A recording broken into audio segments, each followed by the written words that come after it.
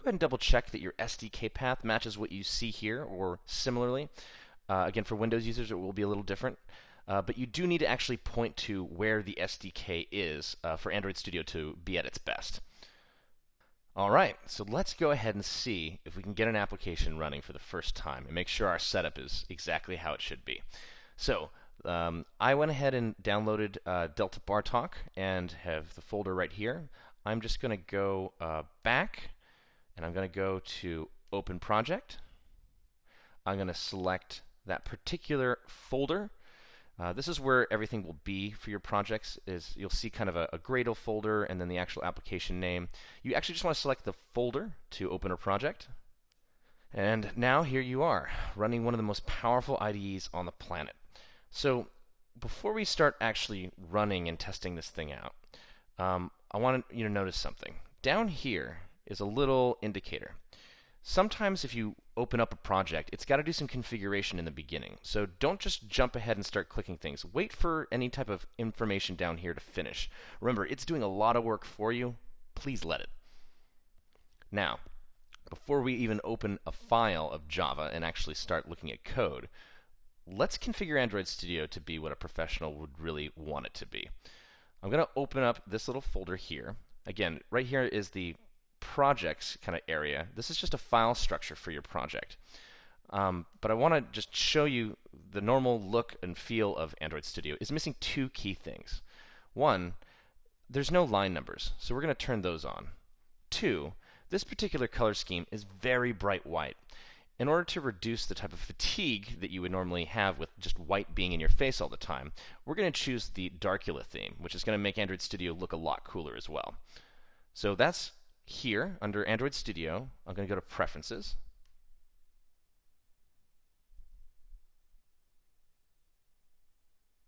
The first thing I'm going to change is take Theme and change it to Darkula. Then I'm going to go over here to Editor, open up the editor, and then go down to Appearance and click this guy right here, Show Line Numbers. Then I'm going to click Apply. And it's going to say, hey, you're going to need to restart Android Studio. I'm fine with that.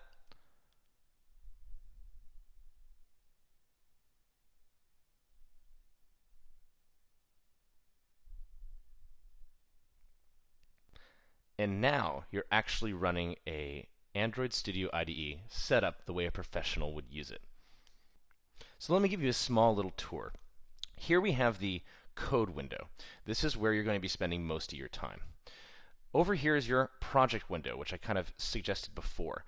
Each of these are folder files, so you can navigate to all the different Java files and resources that you want on the left-hand pane. On top of that, there's a lot of hotkeys that you can use to maneuver around your windows very quickly. I can make this disappear and come back using Command 1. Again, this is one of the most powerful IDEs on the planet. I'm going to actually turn off my keyboard UI pop-up just so you can see that when I start typing things in Android Studio, I'm just going to get information overload. Things are going to pop up. They're going to try to anticipate what I want to say before I say it. And as we go through the program, you're going to see more and more of exactly how to use those autocomplete utilities to your advantage. But for now, let's go ahead and get something actually running.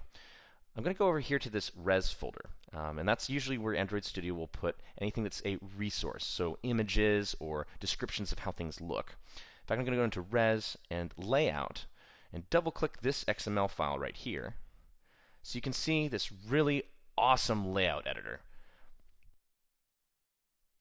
Normally, you would have to do this kind of stuff in code. Back in the day, you had to do all this stuff manually.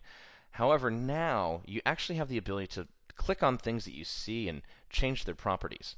So for instance, if I wanted to click right here on this full screen content, which is these words here that say Bartok, I could come down here to where it says text color, and I could actually change that. I might want to change this to maybe I want something a little more snazzy. Maybe I want something like maybe a real blue, not just a light blue, a deeper blue. Great, so I've already made a change in what the UI is going to look like. And underneath the hood, Android Studio took all of those particular clicks and converted it into the necessary description of XML that we'll be going into in the future. but it did all that for me. It's a really efficient way to be able to make changes and get feedback about those changes on the fly. Not only that, but I can actually start going through here and change what device I'm using to see this on, whether it be a tablet or a phone of all different types of resolution types. I can even make custom ones and see it right there in front of me, so I can anticipate exactly what my application will look like for a wide variety of people. So you've made a change to this application. You might be wondering, what exactly are we doing right now? What is this app? Well, if you've ever been in a large, crowded area, such as a bar, and you want to say something to someone far away, this application solves that. It's called BarTalk, and it's going to be the first application you're going to run. All you need to do is go over here to the play button, click it, and you'll see that Gradle, the system which compiles things, is working for us down here. And when it's done, it's going to give us a pop-up that says, hey, your compiled application is ready to go. Where do you want to deploy it? Now, normally you would only have the opportunity to do the emulator, and you'd have to create a virtual Android device. You also could plug in an Android phone now if you have one, and use that to actually see your application run. But you'll notice that I have a running device here. This is actually not something that's plugged in. This is the other tool that I'm really excited to be using in this program with you guys. This is Genymotion. And rather than using a software emulator which comes with Android Studio, we're going to be using Genymotion as a transparent layer to turn your computer into a very powerful cell phone that you can set up and use much quicker and much faster. Now, this is the Genymotion emulator. The instructions for actually setting Genymotion up are better for you to just follow along online and install.